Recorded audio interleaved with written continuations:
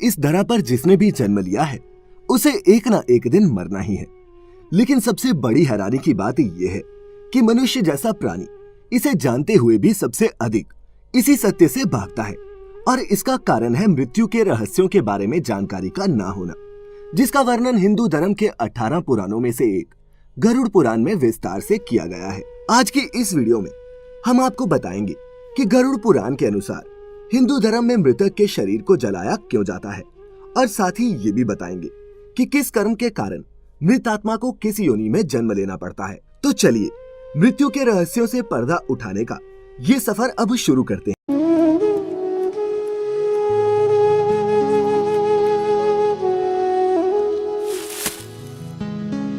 गरुड़ पुराण के धर्मकांड प्रेतकल्प अध्याय में इस बात का वर्णन किया गया है कि जब मनुष्य की मृत्यु का समय नजदीक आता है तब उसके शरीर की स्थिति क्या होती है, और साथ ही ये भी बताया गया है कि इंसान की मृत्यु हो जाने के बाद उसके शव के साथ उसके परिवारजनों को कैसा व्यवहार करना चाहिए ताकि मृत आत्मा को जल्द से जल्द मुक्ति मिल सके। गरुड़ पुराण के प्रकल्प अध्याय में पक्षीराज गरुड़ के पूछने पर भगवान श्री कृष्ण कहते हैं कि हे गरुड़, जब मनुष्य अपने इस जन्म में कर्म करता हुआ मरणासन अवस्था में पहुंचता है तब उसके शरीर में कई रोग उत्पन्न होते हैं। मरणासन मनुष्य अचानक सर्प की भांति मौत की जकड़न में बनता चला जाता है, परंतु फिर भी जीने की मन में इच्छा लेकर दुखदायी जीवन को व्यतीत करता रहता है, और फिर अंतिम क्षणों में उसे एक अलौकिक चेतना आती है जिसमें मरणासन मनुष्य को सभी लोग एक जैसे ही दिखाई देते हैं। भगवान श्री कृष्ण गरुड़ से कहते हैं, जो मनुष्य जीवन भर झूठ नहीं बोलता, किसी के साथ छल नहीं करता, आस्तिक और श्रद्धावान रहता है, वो सुखपूर्वक मृत्यु को प्राप्त करता है।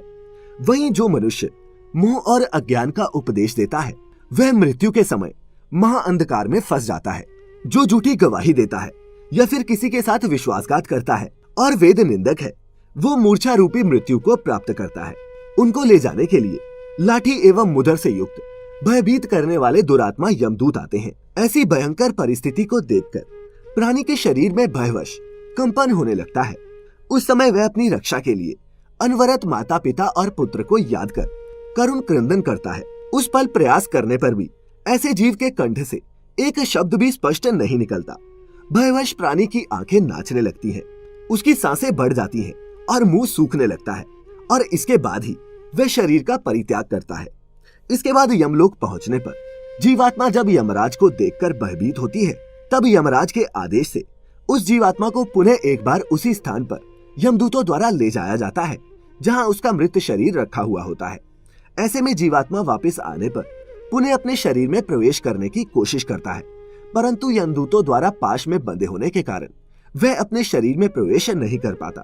ऐसे में उस जीवात्मा को भूख एवं प्यास सताने लगती है, और जब उससे ये कष्ट सहन नहीं होता वह जोर जोर से रोने लगता है, परंतु उसके रोने की आवाज किसी को सुनाई नहीं देती। उधर जब किसी मनुष्य की मृत्यु हो जाती है तो दोस्तों आपने भी देखा होगा कि परिवार के लोगों द्वारा मृतक के शरीर को घर के आंगन में गोबर से लिपे हुए स्थान पर कुश और तिल रखकर उस पर लिटा दिया जाता है। गरुड़ पुराण में भगवान कृष्ण ने इस बारे में विस्तार से बताया है कि आखिर ऐसा करने से मृत आत्मा पर इसका क्या प्रभाव पड़ता है। भगवान श्री कृष्ण कहते हैं कि जब भी किसी मनुष्य की मृत्यु हो जाए तो उसे घर के आंगन में गोबर से लीपकर उसके ऊपर तिल और कुश बिछाना चाहिए। तदनंतर ही उस स्थान पर मृत शरीर को लिटाना चाहिए, क्योंकि ऐसा करने से मृत प्राणी अपने समस्त पापों को जलाकर पाप मुक्त हो जाता है। शव के नीचे बिछाए गए कुश समूह मृत आत्मा को स्वर्ग ले जाते हैं। कृष्ण कहते हैं कि तिल मेरे पसीने से उत्पन्न हुआ है, अतः तिल बहुत ही पवित्र है।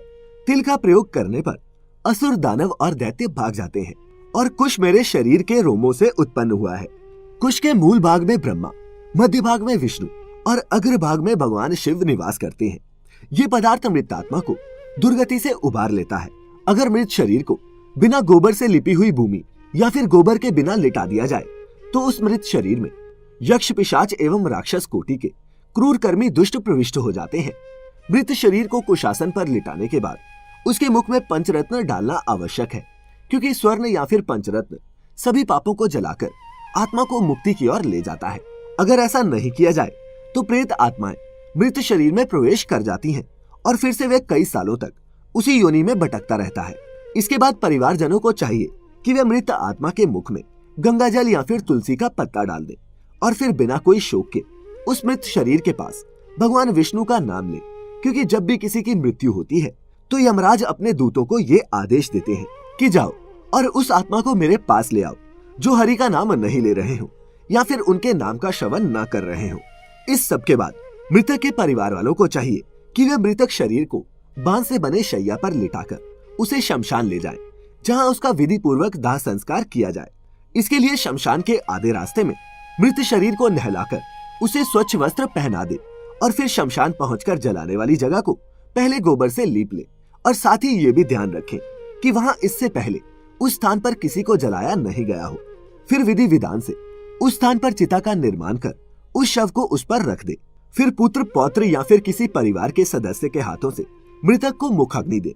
मित्रों, एक और बात भी ध्यान में रखने वाली है, जब शरीर आधा जल जाए तो खोपड़ी को किसी लकड़ी के डंडे से फोड़ दे, क्योंकि ऐसा करने से मृत आत्मा अपने पितरों यानी कि पूर्वजों के लोक में चली जाती है और जब मृतक का शरीर पूरी तरह से जल जाए तो सभी लोग अपने घर वापस लौट जाए।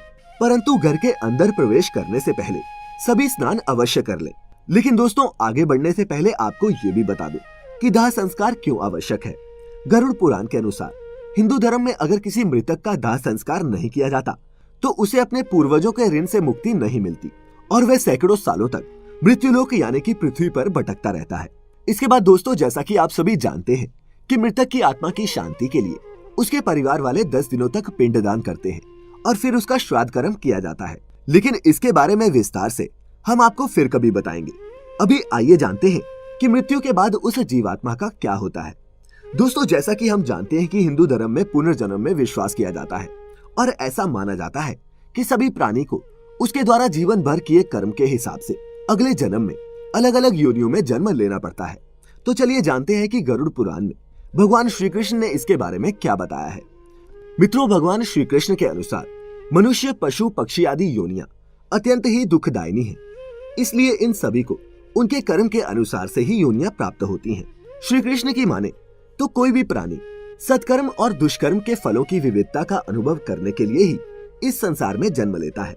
जैसे कि ब्राह्मण की हत्या करने वाला मनुष्य अगले जन्म में मृग, अश्व, शूकर एवं ऊंट की योनि में जन्म लेता है, तो वहीं सोना चुराने वाला कीड़ा, कीट या पतंग की योनि में और गुरु पत्नी के साथ सहवास करने वाला मनुष्य लता योनि में जन्म लेता है। इसके अलावा दूसरे की स्त्री के साथ संबंध रखने वाले और ब्राह्मण का धन चुराने वाले मनुष्य को दूसरे जन्म में निर्जन देश में रहने वाले ब्रह्म राक्षस की योनि प्राप्त होती है। साथ ही जो मनुष्य वृक्ष के पत्तों की चोरी करता है उसे अगले जन्म में छुछुंदर की योनि में जन्म लेना पड़ता है। धन की चोरी करने वाला चूहा, वाहन चुराने वाला ऊंट तथा फल की चोरी करने वाला बंदर की योनि में जन्म लेता है। घर का सामान चुराने वाला मनुष्य गिद्ध, मधु की चोरी करने वाला मधुमक्खी, फल की चोरी करने वाला गिद्ध और अग्नि की चोरी करने वाला बगुले की योनि में जन्म लेता है। इतना ही नहीं, जो मनुष्य स्त्री के बल पर इस संसार में जीवन यापन करता है वह दूसरे जन्म में लंगड़ा पैदा होता है। जो मनुष्य पति परायण अपनी पत्नी का परित्याग करता है वह दूसरे जन्म में दुर्भाग्यशाली होता है। और मित्र की हत्या करने वाला मनुष्य उल्लू की योनि में जन्म लेता है। किसी छोटी कन्या के साथ दुराचार करने वाला मनुष्य अगले जन्म में नपुंसक, जल की चोरी करने पर मछली बनता है, दूध की चोरी करने से बलाकी का और ब्राह्मण को दान में बासी रोटी देने वाला कुबड़े की योनि को प्राप्त होता है। मित्रों, इसके अलावा झूठी निंदा करने वाला लोग कछुए की योनि में जन्म लेता है। अंत में भगवान श्री कृष्ण कहते हैं कि उनके ये सब कहने का तात्पर्य ये है कि जिस प्रकार इस संसार में नाना भांति के द्रव्य विद्यमान है, उसी प्रकार जीव जंतुओं की भी विभिन्न प्रजातियां हैं। वे सभी अपने अपने कर्मों के प्रतिफल के रूप में सुख, दुख एवं अनेकों योनियों का भोग करते हैं। इसीलिए मनुष्यों को समझना चाहिए कि जब भगवान ने उन्हें बुद्धि दी है तो वह अपने जीवन काल में शुभ कर्म ही करें, जिससे उनको इस लोक और परलोक दोनों में ही मुक्ति मिल पाए, न कि उनको अपने अशुभ कर्मों के कारण फिर से इसी मृत्यु लोक में जन्म लेकर नाना प्रकार के कष्टों को भोगना पड़े।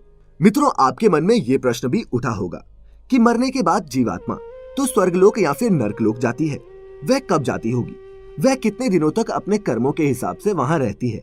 तो मित्रों, आपको बता दें कि इसका वर्णन भी गरुड़ पुराण में किया गया है। और हाँ, अगर आपको हमारी आज की ये प्रस्तुति पसंद आई हो तो इसे ज्यादा से ज्यादा लाइक और अपने मित्रों के साथ शेयर जरूर करें। फिलहाल आज की इस वीडियो में इतना ही। अब हमें इजाजत दें। आपका बहुत बहुत शुक्रिया। संचोरित